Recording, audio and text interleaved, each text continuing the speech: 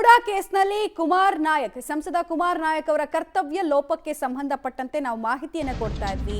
ಹೇಗೆ ಅಂದಿನ ಜಿಲ್ಲಾಧಿಕಾರಿ ಆಗಿದ್ದ ಸಂದರ್ಭದಲ್ಲಿ ಅವರು ತಮ್ಮ ಕಾರ್ಯಕ್ಷಮತೆಯನ್ನು ಅತ್ಯಂತ ಕಳಪೆ ಗುಣಮಟ್ಟದಿಂದ ಮಾಡಿದ್ದಾರೆ ಅಂತ ನಾವು ಹೇಳ್ತಾ ಇಲ್ಲ, ಲೋಕಾಯುಕ್ತರು ಹೇಳ್ತಾ ಇರೋದು. ಲೋಕಾಯುಕ್ತ ವರದಿಯನ್ನು ನೋಡಿಲ್ಲ ಅಂತ ಅವರು ರಿಯಾಕ್ಷನ್ ಕೊಟ್ಟಂಗೆ ಕಾಣಿಸ್ತಾ ಇದೆ. ನಾನು ಯಾವುದೇ ನಿಯಮ ಬಾಹಿರವಾಗಿ ಕೆಲಸವನ್ನು ಮಾಡಿಲ್ಲ ಅನ್ನೋದು ಅವರ ಪ್ರತಿಕ್ರಿಯೆ ಆಗ್ತಾ ಇದೆ.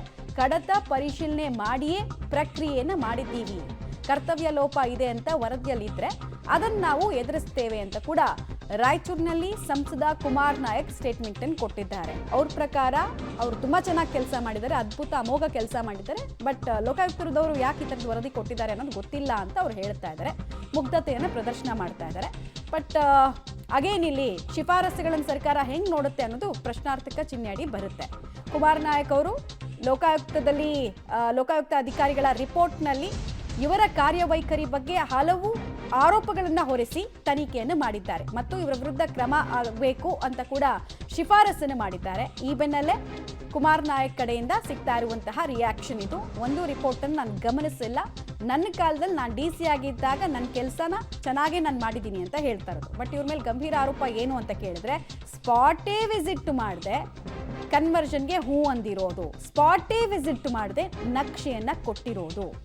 ಇದು ಯಾರೋ ಒಬ್ಬ ಜಿಲ್ಲಾಧಿಕಾರಿ ಹೆಂಗ್ ಕೊಡೋದಕ್ಕೆ ಸಾಧ್ಯ ಇದೆ? ಅವರು ಪ್ರಭಾವಕ್ಕೆ ಅಥವಾ ಅಪರಾಧ ಕೃತ್ಯದಲ್ಲಿ ಸಹಕರಿಸದೆ ಈ ರೀತಿ ಮಾಡೋದಕ್ಕೆ ಸಾಧ್ಯನೇ ಇಲ್ಲ ಅನ್ನೋದು ದೂರುದಾರ ಸ್ನೇಹಮಯಿ ಕೃಷ್ಣ ಸೇರಿದಂತೆ ಹಲವರ ಆರೋಪ ಆಗ್ತಾ ಇದೆ. ಮತ್ತೆ ಲೋಕಾಯುಕ್ತ ಕೂಡ ಇದನ್ನೇ ಹೇಳ್ತಾ ಇದೆ. ಬಟ್ ಅಲ್ಲಿ ಪ್ರಭಾವ ಅಂತ ಎಲ್ಲೂ ಮೆನ್ಷನ್ ಮಾಡಿಲ್ಲ, ಆದರೆ ಇವ್ರು ತಪ್ಪು ಮಾಡಿದ್ದಾರೆ ಅನ್ನೋದನ್ನ ಮೆನ್ಷನ್ ಮಾಡಿದ್ದಾರೆ. ತಪ್ಪನ್ನು ಯಾರಿಗೋಸ್ಕರ ಮಾಡಿದ್ರು? ಮೂಲಭೂತ ಪ್ರಶ್ನೆನೇ ಅದು. ಆಮೇಲೆ ಒಬ್ಬ ಜಿಲ್ಲಾಧಿಕಾರಿ ಸ್ಪಾಟ್ ವಿಸಿಟ್ ಅನ್ನು ಮಾಡಲಿಲ್ಲ ಇಂಥ ಪ್ರಕರಣದಲ್ಲಿ ಅಂತ ಹೇಳಿದ್ರೆ ನಿಜವಾಗ್ಲೂ ಅಲ್ಲಿ ಆಶ್ಚರ್ಯ ಆಗತ್ತಲ್ವಾ? ಅದು ಹೆಂಗೆ ಹಾಗಾದ್ರೆ ಅನ್ಯಕ್ರಾಂತರಾಗಿ ಸೈನ್ ಮಾಡಿಬಿಟ್ರು, ಸೀಲ್ ಒತ್ತು ಕೊಟ್ಟರು ಅನ್ನೋದು ಪ್ರಶ್ನೆ.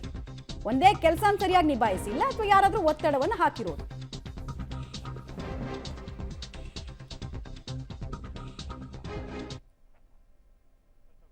ಓವರಾಲ್ ತನಿಖಾ ವರದಿ ಓದಿದ್ರೆ ಈಗ ಸರ್, ಇನ್ನು ಸಂಪೂರ್ಣ ಓದಿಲ್ಲ, ಅರ್ಧ ಭಾಗ ಓದಿದ್ದೀನಿ. ಅಲ್ಲ, ನಿಮ್ಮ ಪ್ರಕಾರವಾಗಿ ಏನು ಜಿಸ್ಟ್ ಕಾಣ್ತಾ ಇದೆ ಇಡೀ? ಸರ್, ಅದೇ ಆರೋಪ ಏನು 4 ಜನ ಆರೋಪ ಇದ್ದಾರೆ, ಅವ್ರು ಯಾವುದೂ ತಪ್ಪು ಮಾಡಲ್ಲ, ಅಧಿಕಾರಿಗಳು ತಪ್ಪು ಮಾಡಲ್ಲ ಅಂತೇಳಿ ಸುಳ್ಳು ವರದಿ ಸಲ್ಲಿಸಿರೋದು. ಅಂದರೆ ಈಗಾಗಲೇ ಹೇಳ್ದಂಗೆ ನಿವೇಶನ ಕೊಟ್ಟರು ತಪ್ಪು ಮಾಡಿದರೆ, ಪಡ್ಕೊಂಡ್ರು ತಪ್ಪು ಮಾಡಲ್ಲ ಅಂದರೆ ಅದೇಗೆ ಸಾಧ್ಯ? ನಿವೇಶನ ಕೊಟ್ಟಿರೋ ತಪ್ಪು ಅನ್ನೋದು ಮೆನ್ಷನ್ ಆಗ್ತಾ ಹೋಗುತ್ತೆ. ಹೌದು, ಎಲ್ಲ ಕಡೆ ಬರ್ತಿದ್ದಾರೆ. ನಿವೇಶನ ಕೊಟ್ಟರು ನಿಯಮ ಬಾಹಿರ ಅಂತೇಳಿ ಮತ್ತು ಅಪಾರ ಆರ್ಥಿಕ ನಷ್ಟ ಉಂಟಾಗಿದೆ ಅಂತೇಳಿ ಸ್ಪಷ್ಟ ಬರ್ತಿದ್ದಾರೆ. ಹಾಗಾಗಿ ಇವ್ರದ್ದು ಏನು ಸಾಕ್ಷ್ಯಗಳಿಲ್ಲ ಅಂತೇಳಿ ಸಲ್ಲಿಸಿರೋದು ಸುಳ್ಳು ವರದಿಯಿಂದ ಮೇಲ್ನೋಟ ಸ್ಪಷ್ಟ ಗೊತ್ತಾಗುತ್ತೆ. ಅಲ್ಲಿಗೆ ನಿಮಗೆ ಸೇಫ್ ಮಾಡೋಕ್ಕೆ ಬೇರೆ ಯಾರನ್ನೂ ಸೇಫ್ ಮಾಡ್ತಾ ಇದ್ದಾರೆ ಅನ್ನೋದು ಅಲ್ಲ, ಆರೋಪಗಳನ್ನ ರಕ್ಷಣೆ ಮಾಡೋಕ್ಕೋಸ್ಕರ ಸರ್. ಸರ್, ಇಲ್ಲಿ ಅವರೇ ಬರ್ತಾರೆ, ಸಮಗ್ರ ತನಿಖೆ ನಡೀಬೇಕು, ಇನ್ನೂ ಬಾಕಿ ಇದೆ ಅಂತ ಹೇಳ್ತಾರೆ. ಸಮಗ್ರ ತನಿಖೆ ನಡೆಯೋಕ್ಕಿಂತ ಮುಂಚೆ ಆತುರವಾಗಿ ಈ 4 ಜನ ವಿರುದ್ಧ ಅಂತಿಮ ವರದಿ ಸಲ್ಲಿಸೋದು ಏನಿತ್ತು? ಇಲ್ಲಿ ಗೊತ್ತಾಗುತ್ತೆ, ಈ 4 ಜನನ ಆದಷ್ಟು ಬೇಗ ಆರೋಪ ಒಂದು ಏನು ವಿವಾದ ಇದೆ ಅದನ್ನು ಮುಕ್ತಿಗೊಳಿಸಬೇಕು ಅನ್ನೋ ಕಾರಣಕ್ಕೆ ಈ ಸುಳ್ಳು ವರದಿ ಸಲ್ಲಿಸೋದು ಸ್ಪಷ್ಟ. ವೈಟ್ನರ್ ಏನಾದ್ರು ಅದರಲ್ಲಿ ಮೆನ್ಷನ್ ಆಗಿದೆ? ವೈಟ್ನರ್ ಸರ್, ಅದೇ ವೈಟ್ನರ್ ಬಗ್ಗೆ ಉಲ್ಲೇಖ ಆಗಿದೆ, ಆದರೆ ಅದು ಯಾರು ಹಾಕೋದು ಯಾರು ಹೇಳಲ್ಲ. ಪಾರ್ವತಿಯವರು ಹೇಳ್ತಾರೆ ನಂಗೆ ಗೊತ್ತಿಲ್ಲ ಅಂತ ಹೇಳ್ತಾರೆ, ಮತ್ತು ಅಧಿಕಾರಿ ನಾವು ನೋಡಿಲ್ಲ ಅಂತ ಹೇಳ್ತಾರೆ. ಸೊ ಇದೆಲ್ಲ ಗಮನಿಸಿದಾಗ ನಾನು ಈಗಾಗಲೇ ಆರೋಪ ಮಾಡೋಂಥ ಲಕ್ಷ್ಮಣ್ ಅವರು ಆ ದಾಖಲೆ ಸೃಷ್ಟಿ ಮಾಡಿದ್ದಾರೆ ಅನ್ನೋದು ಇಲ್ಲಿ ಗೊತ್ತಾಗುತ್ತೆ. ಅದರ ತನಿಖಾಧಿಕಾರಿ ಅದ್ರ ಬಗ್ಗೆ ತನಿಖೆಯನ್ನು ಮಾಡಿಲ್ಲ. ಅಲ್ಲ, ಅದರಲ್ಲಿ ಮೆನ್ಷನ್ ಆಗುತ್ತೆ ಸರ್ ವೈಟ್ನರ್ದು? ಉಲ್ಲೇಖ ಇದೆ ಅವ್ರು ವಿಚಾರಣೆಗಳು ಅಧಿಕಾರ ಪಾರ್ವತಿ ವಿಚಾರಣೆಗಳು ಪಡಿಸೋದು ಯಾರು ಹಾಕೋರು ನಂಗೆ ಗೊತ್ತಿಲ್ಲ ಅಂತ ಹೇಳ್ತಾರೆ. ಮತ್ತು ಎಲ್ಲದಕ್ಕಿಂತ ಮುಖ್ಯವಾಗಿ ಪಾರ್ವತಿಯವರು ಆ ಅರ್ಜಿನ ಯಾರು ತಯಾರು ಮಾಡಿದ್ರು, ಮತ್ತು ಆ ಅರ್ಜಿಯಲ್ಲಿ ಕೈ ಬರವಣಿಗೆ ವಿಳಾಸ ಇದೆ, ಅದು ಯಾರು ಬರೋ ಏನೂ ಗೊತ್ತಿಲ್ಲ ಅಂತಾರೆ. ಏನೂ ಗೊತ್ತಿಲ್ಲ ಇವ್ರ ಪತ್ರ ಹೇಗೆ ಮೂಡಾಗೋಕ್ಕೆ ಸಾಧ್ಯ ಆಗುತ್ತೆ? ಮತ್ತು ವೈಟ್ನರ್ಗೆ ಹಾಕಿದಾಗ ಗೊತ್ತಿಲ್ಲ ಅಂತ ಅವರು ಹೇಳ್ತಾರೆ, ಅಧಿಕಾರಿಗಳು ಕೂಡ ನಮ್ಗೆ ಗೊತ್ತಿಲ್ಲ ಅಂತ ಹೇಳ್ತಾರೆ. ನಾವು ಗಮನಿಸಿದಾಗ ಅದರಲ್ಲಿ ವೈಟ್ನರ್ ಇರಲಿಲ್ಲ ಅಂತ ಹೇಳ್ತಾರೆ. ಹಾಗಾದ್ರೆ ವೈಟ್ನರ್ ಯಾವಾಗ ಯಾರು ಹಚ್ಚೋರು ತನಿಖೆ ಮಾಡಬೇಕಿತ್ತಲ್ಲ? ಈಗ ನಾನು ಆರೋಪ ಮಾಡಿದ್ದೆ ಸರ್, ಇವರು ಲಕ್ಷ್ಮಣ್ ಅವರು ಅದಕ್ಕೆ ಸೃಷ್ಟಿ ಮಾಡಿ ತಗೊಂಡೋಗಿ ಸೇರಿಸಿ ಅದನ್ನು ವೀಡಿಯೋ ಮಾಡಿ ಆ ವಿಡಿಯೋವನ್ನು ಸಿದ್ದರಾಮಯ್ಯ ಇದ್ರ ಮುಖಾಂತರ ಎಕ್ಸ್ ಖಾತೆ ಮುಖಾಂತರ ಅದು ಪ್ರಚಾರ ಪಡಿಸಿದ್ರು. ಅದ್ರ ಬಗ್ಗೆ ತನಿಖಾರಿಗೆ ಏನು ಹೇಳಿಲ್ಲ. ಅಲ್ಲ, ಈಗ ಪಾರ್ವತಿಯವರ ಬರೆದಂಥ ಅರ್ಜಿ, ಆ ಅರ್ಜಿಯ ವೈಟ್ನರ್ ಅವ್ರಿಗೆ ಗೊತ್ತಿಲ್ಲ ಅಂತಲೇ ಹೇಳ್ತಾರೆ ಸರ್? ಅದು ಹೌದು, ಹೇಳಿದ್ದಾರೆ.